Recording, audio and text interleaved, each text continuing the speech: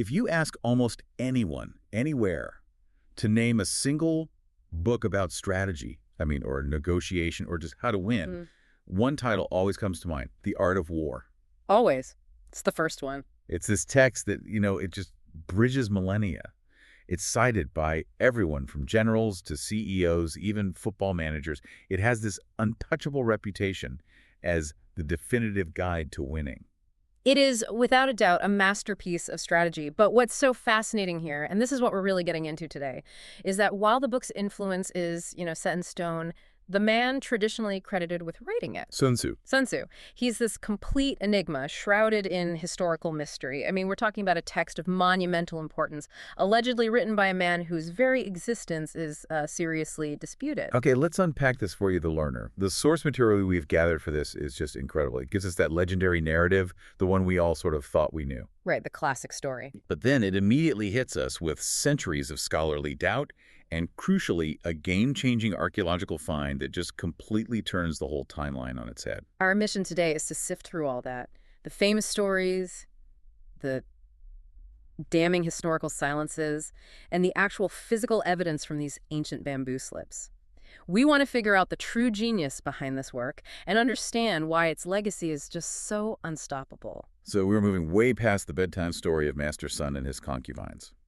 We're going to dig into the philosophical core of the work, connecting the dots between Han Dynasty history, Song Dynasty skepticism, and a pivotal 1972 discovery in Shandong that basically solved a 2,000-year-old riddle. Let's start where the history books used to, with the legend. The traditional story places Sun Tzu, whose birth name was supposedly Sun Wu, living during China's Eastern Zhou period. Right, specifically near the very chaotic end of what's called the Spring and Autumn period. That puts him historically somewhere around 544 to 496 BC. And that time frame, the Spring and Autumn period, that's really important context, isn't it?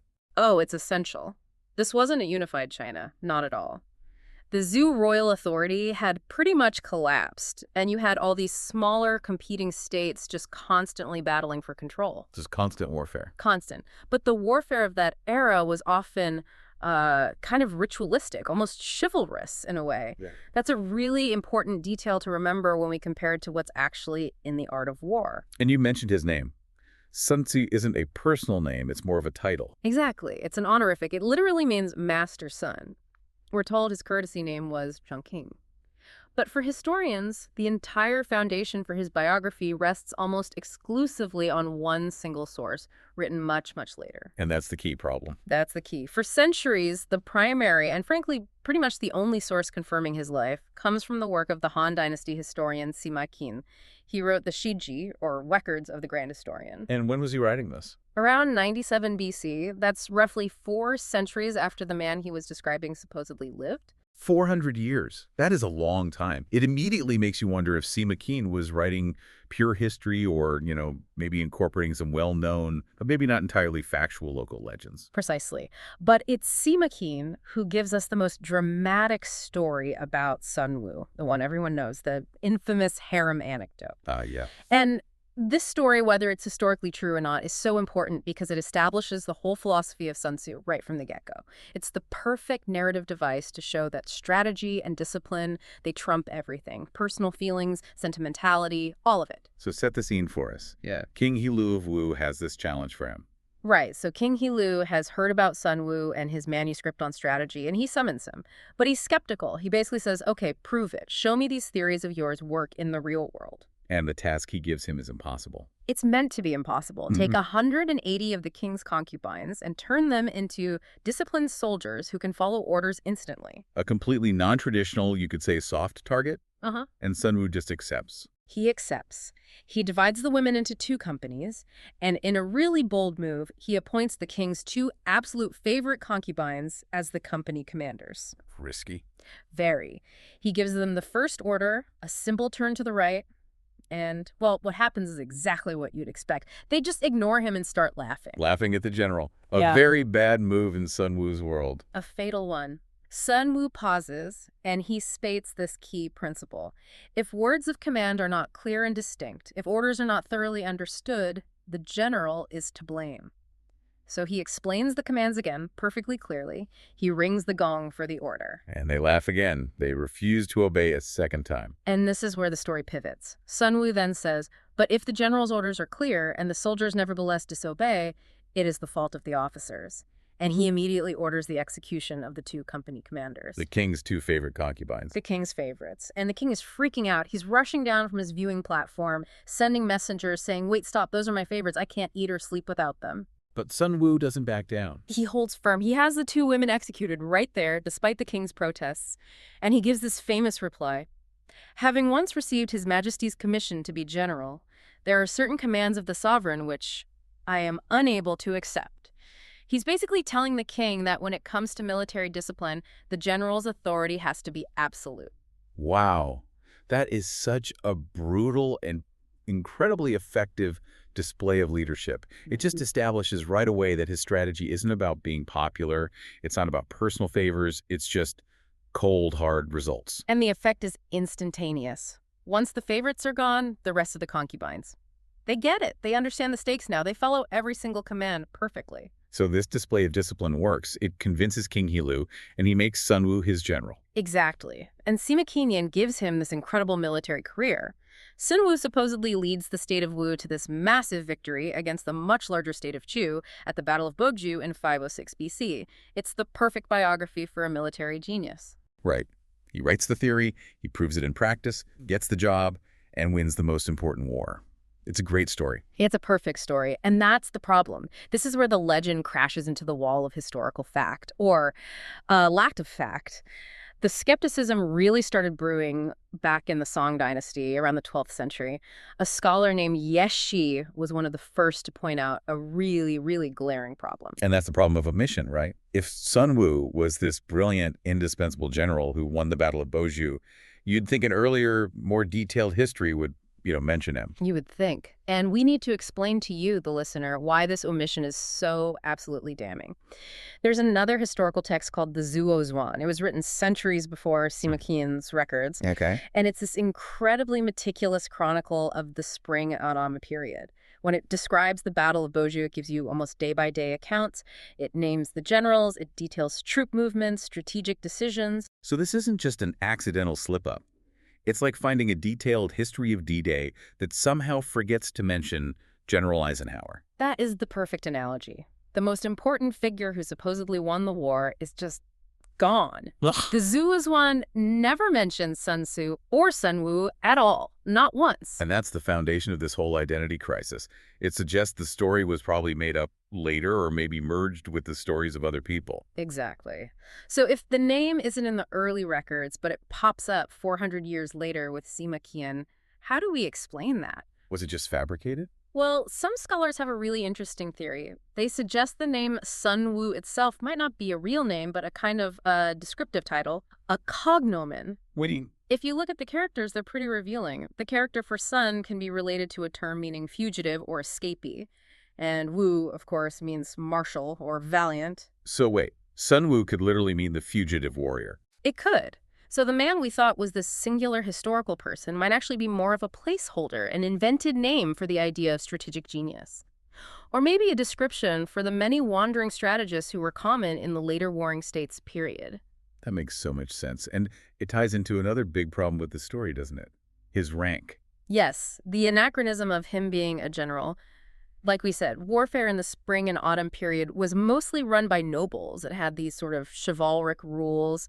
There are really no records of professional generals, the kind Sun Wu is described as being even existing back then. That kind of ruthless professional military leadership, the kind you need to, execute concubines without flinching, that was really a feature of the next era. Exactly, the Warring States period that came after, so it casts serious doubt on the rank and the whole story Sima Qian told.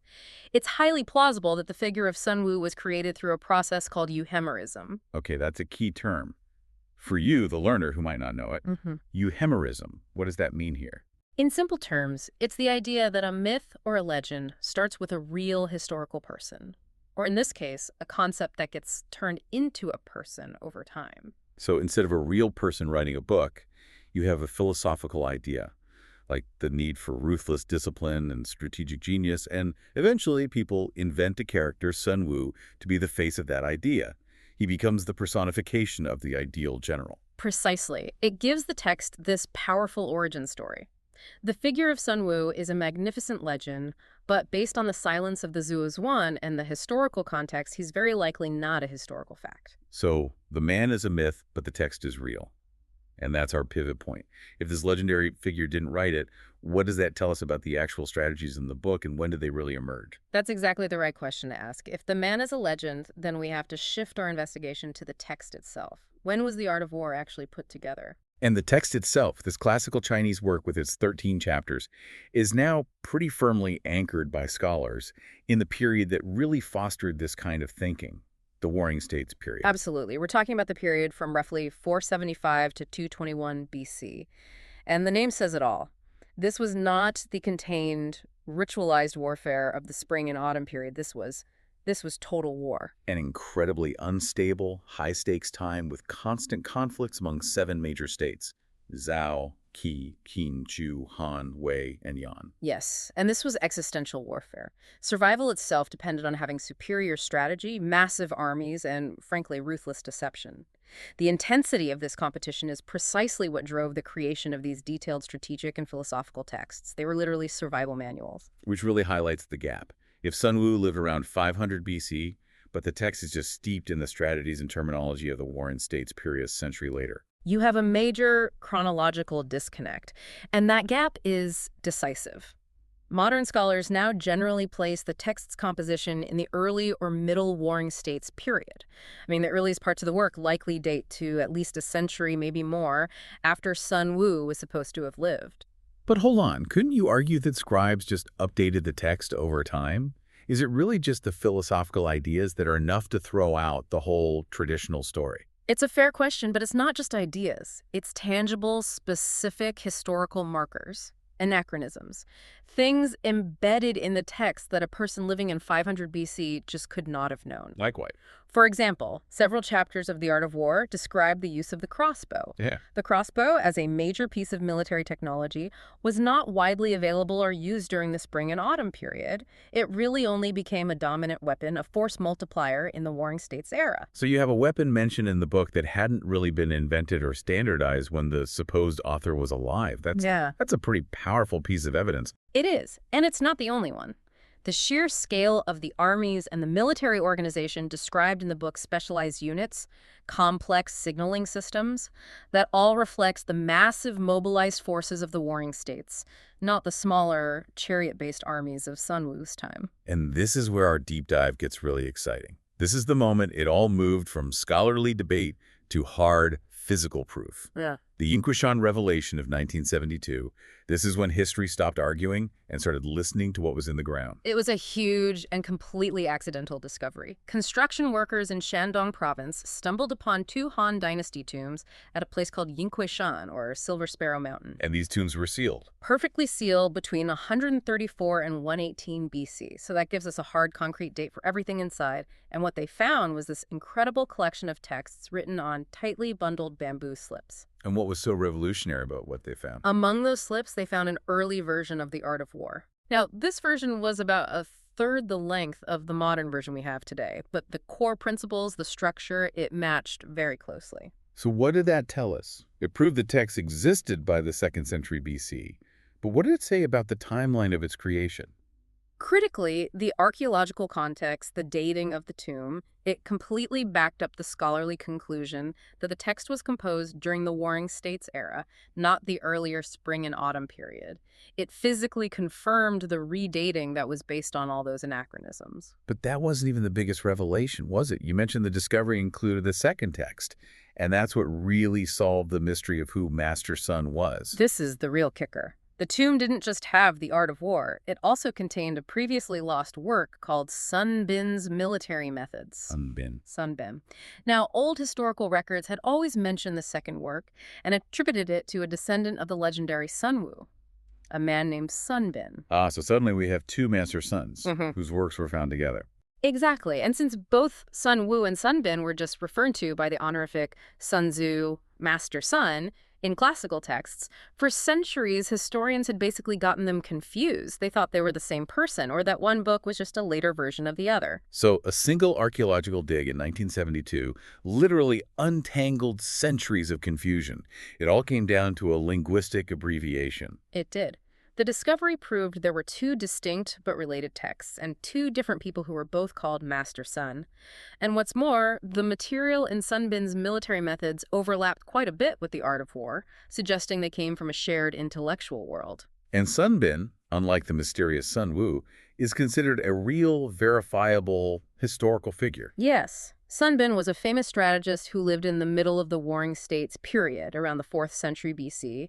He was a genuine historical authority on warfare. So that's the profound shift in understanding. We go from believing in one single legendary genius to recognizing a complex strategic tradition represented by at least two masters, Sun Wu, the archetype, and Sun Bin, the historical strategist. And their ideas likely merged over time into the one foundational document we know today.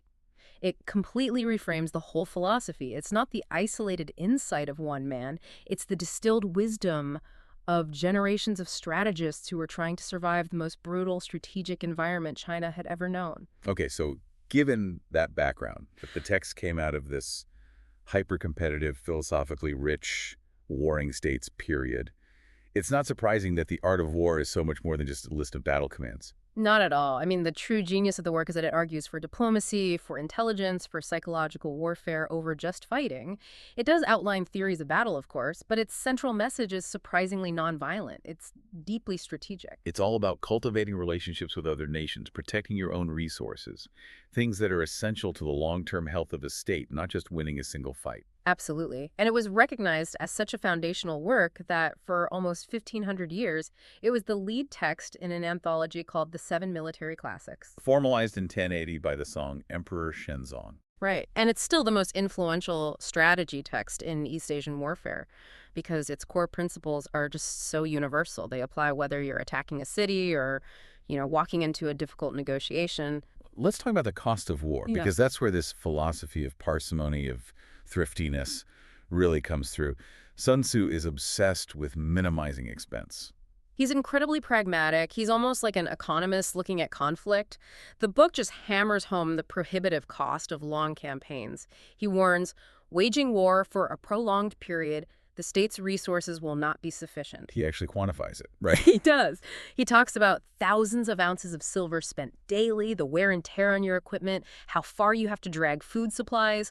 He argues that the second you commit to a long siege, you've already failed strategically. Because it's just too expensive. Way too expensive. Sun Tzu says the worst policy is to besiege cities.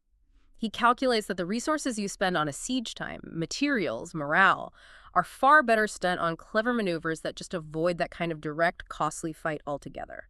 That's parsimony in action. And this is where that intellectual context of the Warring States period comes in, because that philosophy isn't just common sense. It's deeply connected to the philosophical tradition of Taoism. That Taoist connection is so vital, and it explains why the text has had such enduring appeal. You can see distinct Taoist rhetoric woven right into the military thinking. The core of Taoism is the Tao, or the Way, this cosmic principle of flow and natural balance. So how does the way translate into warfare? It doesn't sound very martial. It translates through a concept called Wu Wei. It's often translated as non-action or effortless action. Okay. In military terms, it means you avoid using force until the environment is perfectly aligned for your victory. A general using Wu Wei doesn't just charge into battle, he waits. He waits for the enemy to expose a weakness on their own, through their own mistakes or impatience. So the goal isn't just to kill the enemy, but to manipulate the environment to get what you want. It's more like persuasion. It's a battle for hearts and minds, as the scholar Stephen C. Combs put it. That's the core idea. Combs argued that warfare in the book is actually used as a metaphor for rhetoric. Both are arts based in philosophy.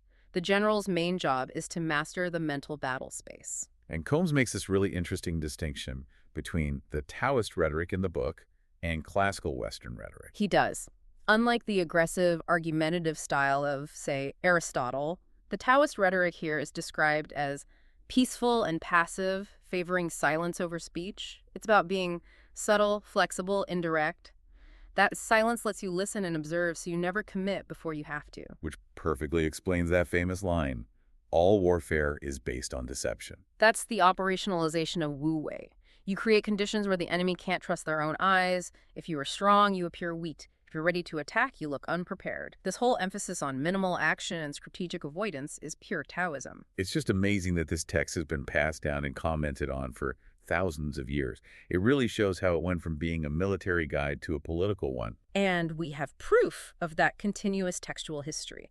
The earliest known commentary on the art of war was written by the warlord Cao Cao in the early 3rd century CE. And Cao Cao was in the middle of a massive war trying to unify China. He desperately needed a good strategic playbook. Exactly. And the sources tell us that in his preface, Cao Cao makes it clear he edited the text.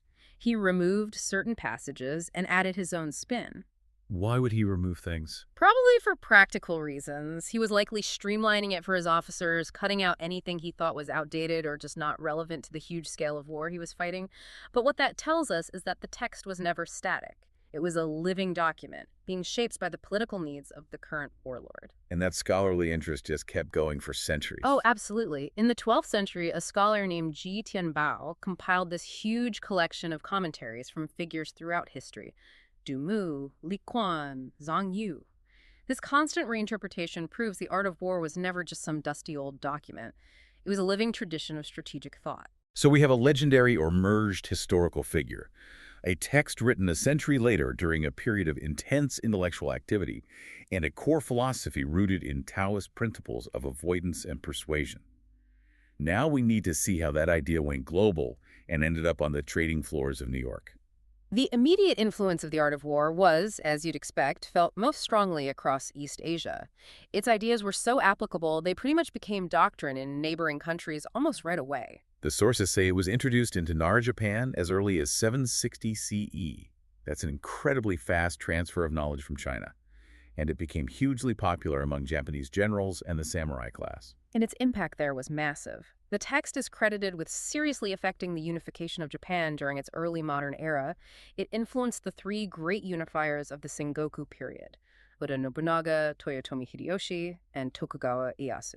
And how did they actually apply it? I mean, they were trying to violently take over the country. They moved away from just brute force battles and focused on strategic leverage and deception. Hideyoshi, for example, was a master of subduing the enemy without fighting. He used economic pressure, political maneuvering, and huge psychological displays of force to get rivals to surrender without a costly battle or siege. That is a classic Sun Tzu victory. And even 1,000 years after that, it's still dominant. Admiral Tuka, who led Japan to that stunning victory in the Russo-Japanese War in 1905. A noted, avid reader, he used speed, concentration of force, and unpredictability, all classic Sun Tzu to just annihilate the supposedly superior Russian fleet. And yet, for all its dominance in Asia, the book took a very long time to get to the West. A very long time. The first translation into a European language was into French, and that wasn't until 1772. A Jesuit priest named Jean-Joseph Marie Amiot did it. So Europe gets this text right around the Enlightenment. But the English-speaking world was even later. Much later. There was a partial and apparently pretty bad translation in 1905 called The Book of War. It wasn't until 1910 that the first really solid, annotated English translation was published by Lionel Giles, and that's what finally gave Western military thinkers a good version to study. And that timing is so crucial. The book arrives in the West just as the 20th century is about to explode into its biggest conflicts. Which is why we see leaders all across the ideological spectrum start drawing from it. The Chinese Communist leader Mao Zedong, for instance, partially credited his 1949 victory over Chiang Kai-shek to the principles in the art of war. How did Mao adapt an ancient text for a 20th century peasant revolution? He was all about maneuver and deception. He took the principle that the army should be fluid, formless like water, and turned it into the strategy of guerrilla warfare. He stressed avoiding big battles with stronger forces and making sure you had the total support of the people. And that influence just spread. Mao's writings were in the Little Red Book, which influenced insurgencies all over the world. Ho Chi Minh translated the work for his officers in Vietnam, and his top general, Vong Nguyen Giap. A noted student and practitioner, his victories against the French and the Americans were all about using the terrain, being patient, and avoiding the enemy's strengths. Yeah. It's pure Sun Tzu. And like you said, it wasn't just one side of the Cold War. The sources point to American generals like Douglas MacArthur and Norman Schwarzkopf Jr. being inspired by it. Schwarzkopf, during the First Gulf War, used massive deception. He faked a main attack on Kuwait while secretly moving his main force way out west for that famous Hail Mary maneuver. That's a strategy ripped straight from the pages of Sun Tzu. That universality just proves the strategy is doctrine agnostic. It's about applied psychology and leverage. And that's what has pushed the text far beyond the battlefield into, well, every competitive field you can imagine: business, sports, espionage. And especially modern finance, the sources give us a perfect cinematic example from the 1980s, the film Wall Street. Gordon Gekko. Gordon Gekko. He famously quotes The Art of War as the guidebook for his aggressive trading and his predatory corporate raids. How does Sun Tzu justify insider trading? It's all about deception and intelligence. Gekko's whole philosophy was about getting perfect, secret information before anyone else. Sun Tzu says, know the enemy and know yourself. In 100 battles, you will never be in peril. Gekko's insider info was his knowing the enemy. He knew exactly where to strike, all while appearing disinterested. It was victory through strategic maneuver, not brute force. And this application goes way beyond Hollywood, right into current geopolitics. Mark McNeely argues that you absolutely have to understand Sun Tzu to understand modern China's strategy. This is probably the most relevant modern application for you, the listener. Modern Chinese strategy, whether it's in business, diplomacy, or the military, is often analyzed through the lens of Sun Tzu. They see a direct, unbroken line from the struggles of the warring states to today's global challenges. And this connects to the concept of unrestricted warfare. Exactly. Unrestricted warfare is a concept from the late 1990s developed by two Chinese PLA colonels. The idea is that modern conflict isn't just fought on battlefields anymore. It's expanded into every domain: financial war, cyber attacks, legal battles, cultural influence, media manipulation. Which is pure Sun Tzu. It's the ultimate expression of the idea that the supreme art of war is to subdue the enemy without fighting. It is. If you can achieve your national goals by crashing a rival stock market, paralyzing their power grid with a cyber attack, or dominating key supply chains, you have won a Sun Tzu victory. You've achieved your goal at low cost, avoiding a direct catastrophic military fight. The teachings of Master Sun, whether that was one person or many, are a living doctrine for global competition today. That's such a powerful point for you, the listener. If you really want to understand the forces shaping our world, you have to understand the ancient playbook that's still very much in use. So let's just synthesize this whole journey. We started with the legend, General Sun Wu, and that dramatic, though probably not true, story about the concubines. And we quickly moved past that myth to the historical reality. A text written much later, during the philosophical pressure cooker of the Warring States period. We solved the mystery with those bamboo slips from Yinquishan, realizing that the wisdom probably came from a whole intellectual tradition involving at least two master suns: Sun Wu, the archetype, and Sun Bin, the real historical strategist. And the true genius of the art of war isn't really in its combat tactics. It's in its profound Taoist-influenced philosophy. It's an instruction manual for minimizing conflict and maximizing your results through persuasion, intelligence, and strategic avoidance. The big takeaway, the principle that has kept this book so relevant for 2,500 years, is this: the greatest strategist wins without ever having a direct confrontation. Victory is secured before the fighting even starts by mastering the mental battle space. We've seen how that idea applies across all of time and every discipline. The ultimate lesson is that the supreme art is to subdue the enemy without fighting. Which brings us to our final provocative thought for you, the learner. If this ancient principle of strategic avoidance and understanding your opposition is the most valuable lesson, think about how it applies to your own life. Think about a complex negotiation you're facing, or a tough business decision, or even just managing the flood of information competing for your attention. What specific conflict can you win today? Not by fighting harder or working longer, but by choosing silence, strategic avoidance, or simply understanding the environment so well that a direct fight becomes unnecessary. What victory can you achieve through that ancient art of parsimony? Think about that until the next time we dive deep